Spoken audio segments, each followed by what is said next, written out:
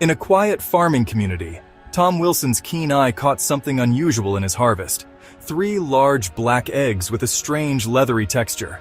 While the entire town mocked him for keeping them warm in his shed, Tom knew these weren't ordinary eggs.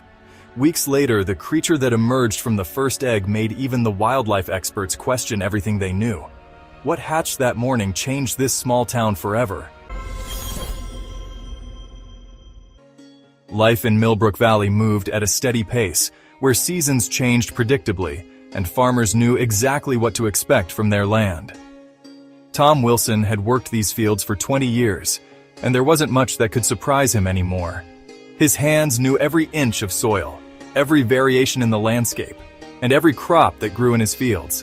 That's why the discovery he made one crisp autumn evening stopped him in his tracks. The sun was setting over the cornfields, casting long shadows across the freshly harvested grain as Tom sorted through the day's yield. His weathered hands moved methodically through the pile when something unusual caught his attention. At first, he thought his eyes were playing tricks on him.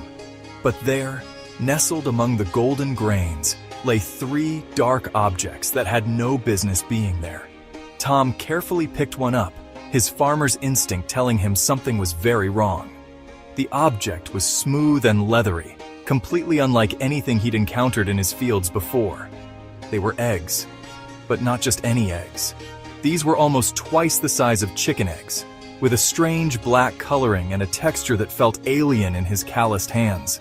20 years of farming experience told him these weren't from any local bird species. The next morning, Tom brought his unusual find up at Randy's diner, where local farmers gathered for their morning coffee. The reaction wasn't what he expected. Bill Parker, whose farm bordered Tom's property, nearly choked on his coffee laughing. "Duck eggs!" Bill declared, wiping tears from his eyes.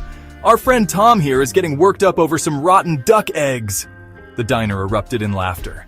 Even Mike, Tom's closest friend since high school, couldn't help but crack a smile. But Tom knew better. He'd seen plenty of duck eggs in his time, and these were something else entirely. Back home, Tom's family wasn't any more supportive. His wife Sarah shook her head when he set up an old incubator in the shed, muttering about wasted electricity. But Tom couldn't shake the feeling that something wasn't right. The eggs' texture, their size, their unexpected presence in his harvest, none of it added up. He began checking on them multiple times a day, monitoring their temperature and keeping detailed notes of any changes. Days turned into weeks, and Tom's egg obsession became the talk of the town. Every morning at Randy's diner, someone had a new joke about Tom's collection. Bill Parker was particularly relentless, making exaggerated clucking noises whenever Tom walked in. "Hey, Eggman," Bill would call out. "Those mystery eggs of yours revealed any government secrets yet?" The community's mockery started wearing on Tom. Even Sarah began suggesting he should focus on preparing for the next planting season instead of playing scientist in the shed. But something deep in his gut told him to keep watching, keep waiting. As autumn deepened into winter, the jokes continued. But Tom noticed something else too: subtle changes in the eggs. The leathery shells seemed to be growing tighter, and occasionally he could swear he saw movement inside. One particularly cold morning, Mike pulled Tom aside after breakfast at the diner. "Listen, buddy," he said, genuine concern in his voice. "Maybe it's time to let this go. You're becoming the town joke, and it's not good for business." Tom appreciated his friend's concern, but he couldn't explain the nagging feeling that kept drawing him back to those eggs. Something was coming. He could feel it in his bones, the same way he could feel when a storm was approaching his fields. The mockery reached its peak at the winter farming community meeting. Bill Parker stood up during the open discussion and made a dramatic presentation about the great egg mystery of Millbrook Valley. The room roared with laughter, and Tom felt his face burning with embarrassment.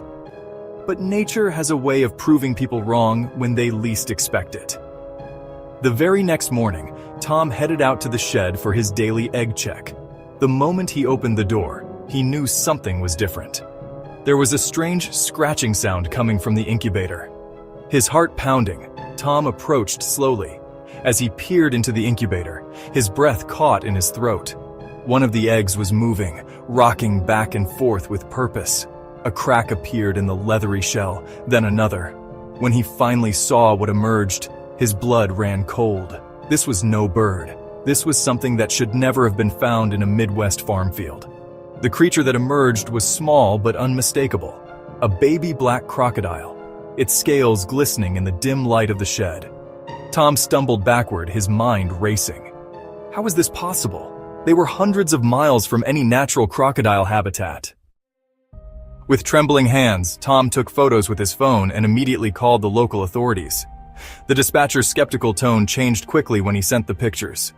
Within hours, his quiet farm became the center of attention as government wildlife officials descended on the property. The investigation that followed revealed a truth stranger than any of the theories that had circulated through Randy's diner. 30 miles away, a private exotic animal farm had been secretly breeding rare black crocodiles. Months ago, they'd had a breach in their facility, something they'd kept quiet to avoid bad publicity.